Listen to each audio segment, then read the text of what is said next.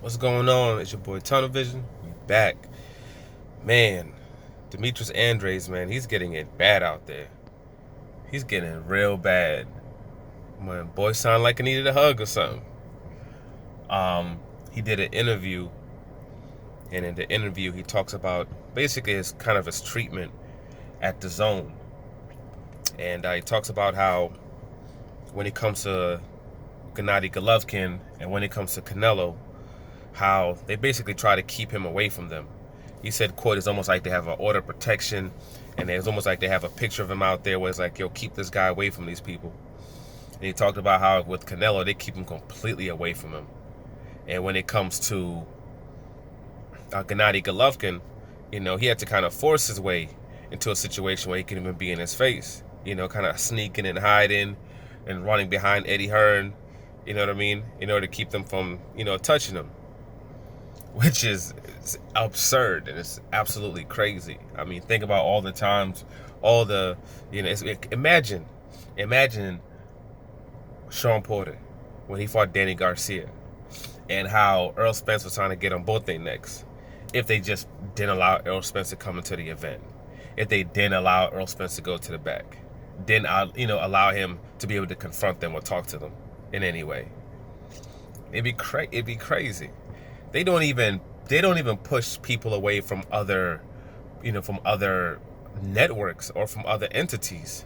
How many times has Tevin Farmer pulled up on a PBC event and tried to get in Gervonta Tank Davis's face and talk to him without anybody doing anything about it? But somehow when it comes to these guys, they need to put orders of protection on them. Keep everybody away from Anthony Joshua. Keep everybody away from Canelo and Gennady Golovkin. It's terrible, man, and he's just kind of sitting there and laughing about it. Like it's a joke or it's funny or something like that. Like, these are the people that you decided to sign to.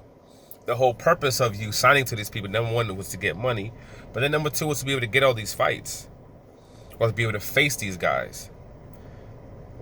Be able to face these guys. There was at one point Canelo had 3 belts. If he had fought Demetrius Andres, the fight after that, Demetrius Andres could have been fighting for undisputed. He could be the undisputed champion of the world right now at 160 pounds. But DZON never put forth, any kind of effort to put him into that space. They haven't been pushing him at all. He's about to have a fight on Super Bowl week, in the middle of the week. He's supposed to be the main event, yet the star attractions are YouTubers. All the investment, all the promotion is on the YouTubers. Even when it comes to the billboard things online, it's 2 YouTubers in the front and Demetrius Andres pushed over to the side. And he's one of the first people to sign up to the DZON. And I remember it, man, all pumped up and hyped up like, yeah, I'm going to be able to get all the fights and this and that and blah, blah, blah. Eddie Hearn's going to be able to do this for me. It's going to be able to do that for me. And he hasn't been able to do anything for him. He hasn't gotten any fights. Eddie Hearn, who has Gennady Golovkin right now. Eddie Hearn, who, has direct, working relationships with the people who have Canelo. Yet nothing's happened for him. Absolutely nothing. So, I mean, what exactly was the point of him signing to the DZON? He's making a little bread, but he could have made that same type of finances, somewhere else. Could have made that money somewhere else. It seems,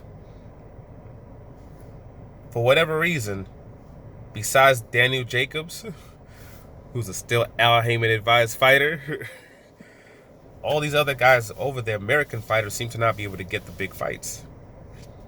Devin Haney didn't get the fight that he was supposed to get, with Lomachenko. Tevin Farmer hasn't got the fight against Gervonta Tank. He also hasn't got the fight against somebody even like a Burchell. There's other champions there at that weight class. He hasn't been able to get any of those. And he's being disrespected the worst. They're like, yo, you're not even going to be the co-main event. You're third fiddle. You're third fiddle. I would not be surprised even. I would not be shocked if they pushed Demetrius Andres down to co-main event and have the YouTubers be the main event. I wouldn't be shocked if they did something crazy like that at the end, with the way they're pissing on him and the way they're disrespecting him. You know, so the question is, two questions. Number one is, I wonder how long his contract is, and how much longer he's gonna be okay with, you know, getting this disrespect. You know, how long are you gonna be okay with people pissing on you and disrespecting you the way that you are? A former Olympian, undefeated champion, one of the best in the world at your division, probably maybe one of the best in the world, period. How much longer? How much longer are you gonna take that disrespect before you decide to do something else and make some kind of adjustment?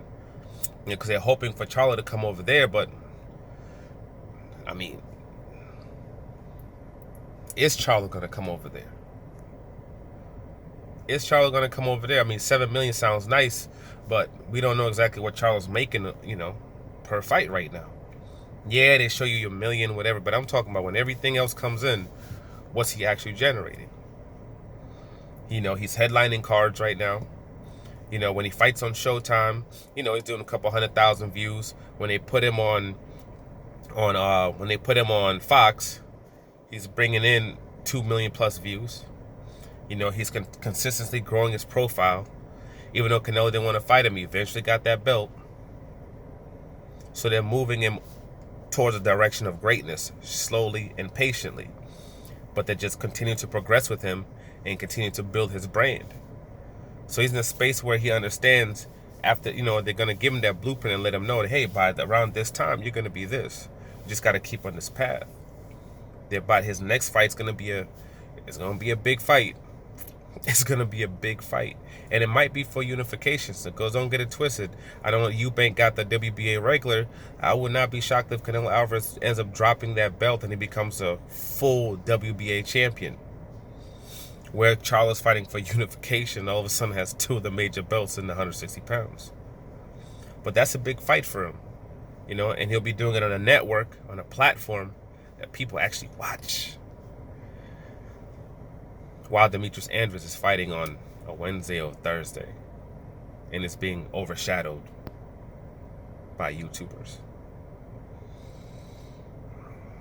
Once that contract is over, if he really wants some respect on his life and he wants to make some kind of moves that's really going to progress in his career, the next move might have to be for him to leave the zone.